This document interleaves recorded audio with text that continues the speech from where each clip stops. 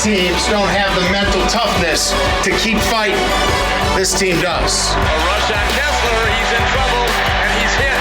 Option play. Notre Dame has an open receiver. It is caught. So congratulations, because you answered every one of those question marks with an exclamation.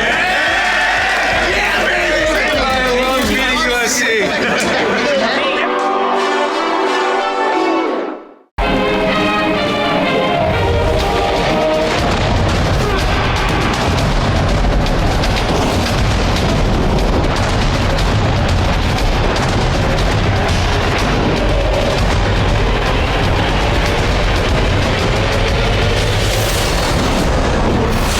Welcome, Irish fans, to this week's edition of Inside Notre Dame Football with Brian Kelly. I'm Jack Nolan, coming to you this week from the north end zone of Notre Dame Stadium, where many of the key plays in Notre Dame's 41-31 victory over USC took place. The win was a victory of redemption for the Irish on so many levels. It was redemption for a team that lost by 35 to their arch rivals just a season ago. It was redemption for cornerback Kavari Russell and his continuing battle to return to a consistently elite level of play, and it was redemption for wide receiver Corey Robinson, who had been carrying much of the weight of the team's only loss this season when he made a spectacular diving catch right here behind me in the end zone to give the Irish the lead for good. I'm just happy to be able to contribute to my team's success and to be able to go out there and beat SC at home. Wow, it's hard to beat that. Corey does an unbelievable job with using his body and his size to manipulate the defender. I just kept the ball outside and he did the rest. Coming up on Inside Notre Dame Football. There was never a feeling at any time on the sideline that we weren't going to win the football game. We were going to find a way. We're remembering this game forever. We're taking it from him right now. We got to take it. It's ours to take. I usually have a rule that if a punter touches me, then I need to run laps or something, because the punter shouldn't be able to touch you.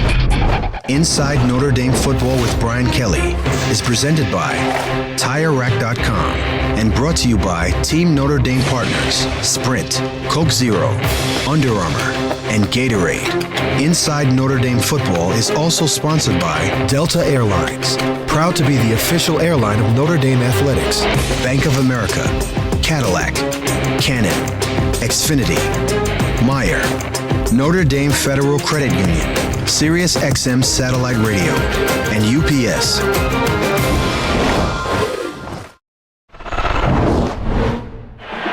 Oh, it's a block. Alvarado's punt is blocked, and Notre Dame is all over it for another score.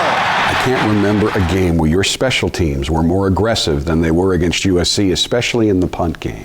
Well, it certainly was a game where we felt like they had an outstanding team, in particular Dory Jackson, and we had to have a plan for it. And I think a calculated plan, and first of all, attacking them and not sitting back and letting things happen. And it started with a big punt block that really got the momentum on our side. When you look at all the key guys you've lost and how their replacements are playing at this point, it's remarkable, and C.J. Procise may lead that. I think you're right. C.J. Procise has been remarkable in that he's moved to a position that he's never played before, and really now becomes a central piece in what we're doing offensively. I think when you put 41 points on USC, it starts with a great running game. Our offensive line has been there for us, but C.J. is making things happen for us, and he's been very impressive.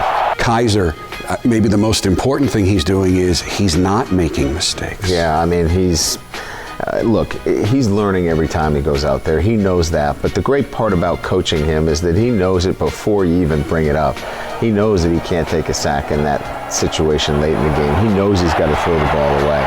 He knows he can't be flushed out of the pocket in the 3-down rush. He's got to step up in the pocket.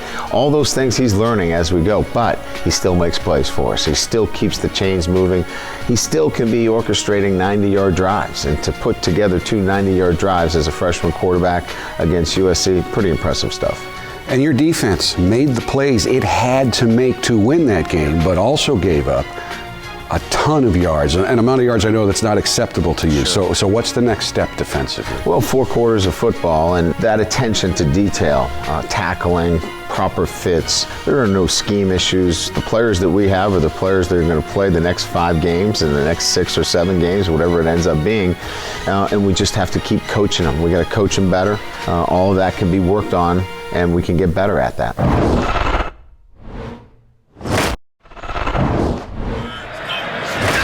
Corey Robinson to the near side. He's the guy they like to go to in these situations, and Robinson hauls it in. I want to go through the plays that won the game for you, but I don't think we can do that without going back to your first touchdown, the immediate answer to USC's score. You know, USC gets out of the blocks quickly with a fast touchdown against us, and we respond on the first play with a post that was thrown really on the money and in stride to Will Fuller. 75-yard touchdown pass over one of their better players, if not their fastest player, Dory Jackson. I think it sent the message to them, you better be ready for a 4-quarter fight. I think that was an important answer right away. And then, like he did last week against Navy, this run was a little shorter, but ProSize shows why I think he's so dangerous. Not just speed, but the physicality to go through you when necessary. Just a great run. I mean, the vision, the balance, and again, people are starting to realize that he's a runner that can beat you inside and out, and that's why he's becoming one of those dynamic running backs in all of college football. And quite honestly, Corey Robinson is one of your higher profile players, had not only not been having a great year, but was carrying a lot of weight from the Clemson loss, but boy did he come back on that touchdown pass. Well, isn't it about how you respond, right? And the game itself is such a great learning tool. He got a one-on-one matchup. Deshaun saw it.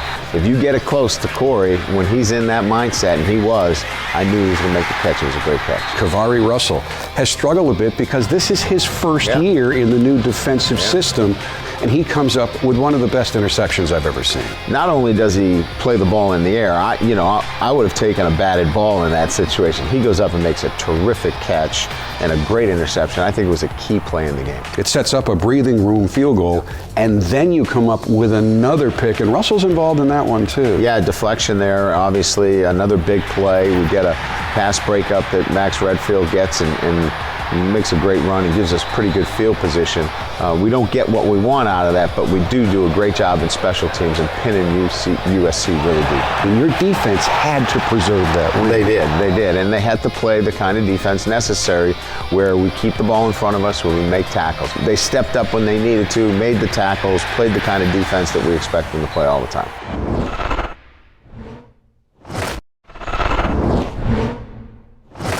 The victory over USC was also a game of redemption of sorts for Orange County, California native Joe Schmidt.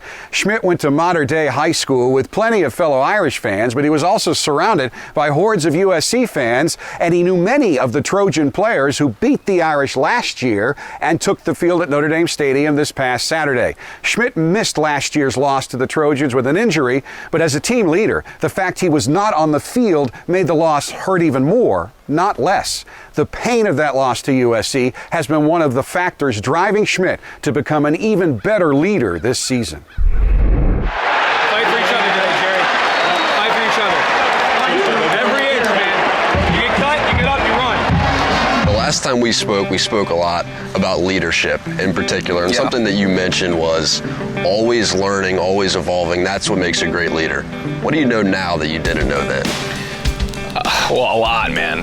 And I mean, really, I learned something new every day. I think that this season has been exceptionally difficult with losing some key contributors, some guys that are senior leaders, and then also just with the adversity that we kind of faced a couple weeks ago with Clemson. And it just kind of really tests you. It's really easy to sit at home and to think about leadership or to read a book about leadership, but it's exceptionally difficult to figure out how to do it. Taking those concepts that I was really learning and thinking about a lot and applying them over the past 2 weeks, especially, I think that was probably the most difficult part. And now having a more practical understanding of what people were talking about, and the stuff that I was reading, I think is something that I didn't know then that I know now. All right, Joe, hey, listen, here's what we want to do.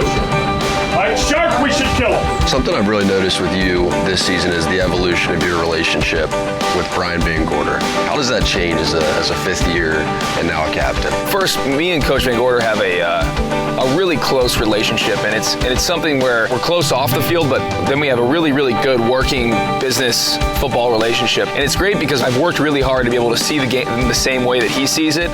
That kind of relationship has led to me just being able to, just be extraordinarily candid with him and find out what he's really thinking in the context of the game. Yeah, but you got to play inside out. Okay. You still got to play inside out.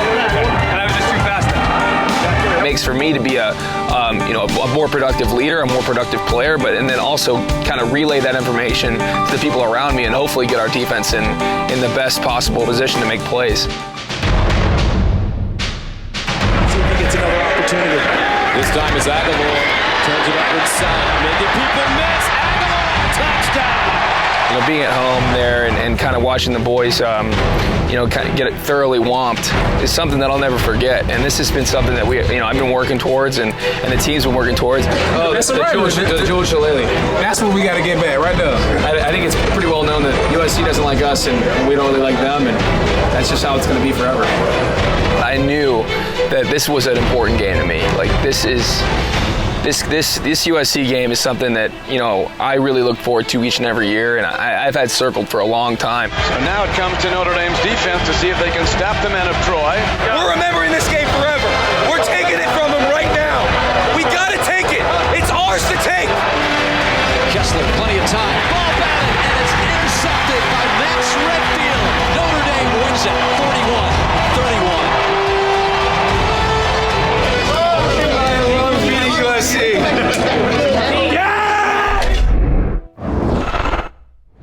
First car you ever drove? Cadillac STS. Favorite musical group or artist? Luke Bryan. Favorite class? Anthropology. One thing the public would be surprised to learn about you? Won a 6th grade spelling bee.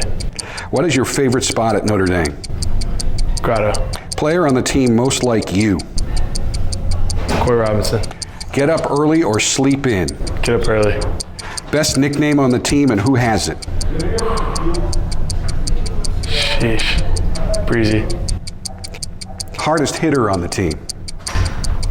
Jalen Smith. Best singer on the team? Sam Bush. Best dancer on the team? Torrey Hunter. Best comedian on the team? Chase Hounshaw. Best dresser on the team? Myself. Worst dresser on the team? Myself. Best thing about playing for Notre Dame? The walk. Deshaun Kaiser, you've completed the 60-second drill on Inside Notre Dame Football. Thank you very much. Thank you.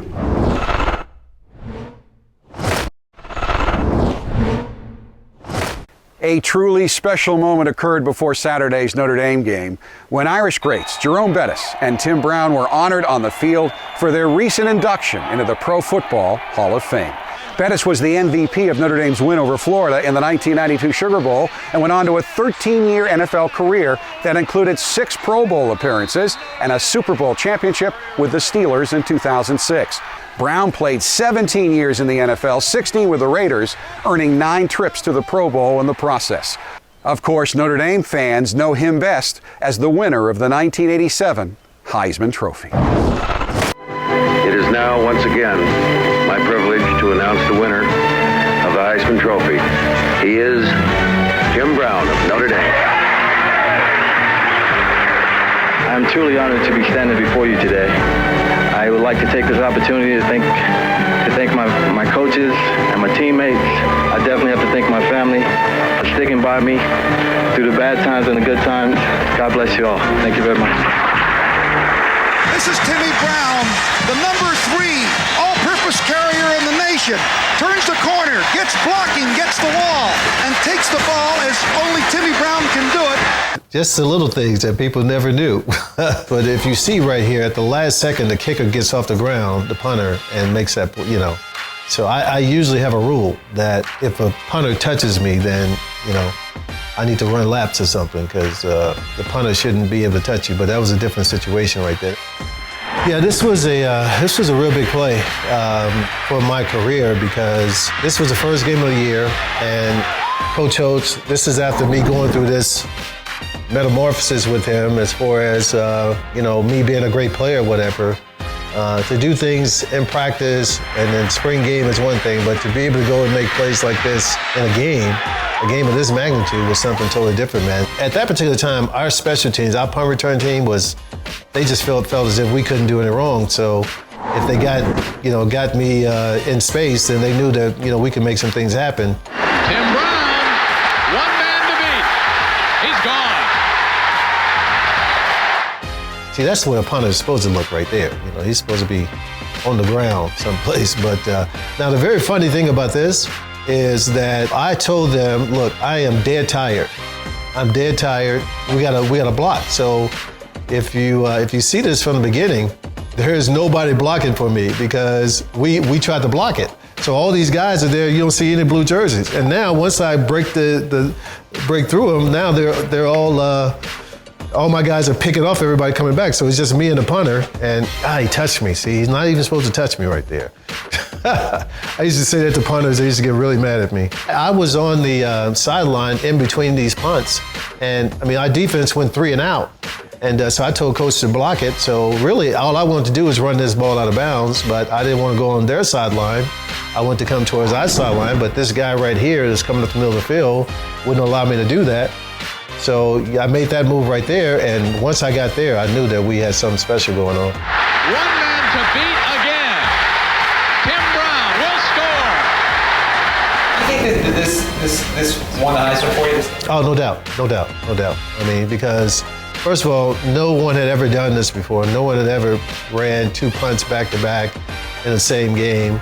And certainly you hadn't had somebody who was up for the Heisman to do anything of this nature. Being that I was supposedly the best team on Notre Dame, the best player on Notre Dame's team, and to be making these kind of plays on a special team was a really big deal.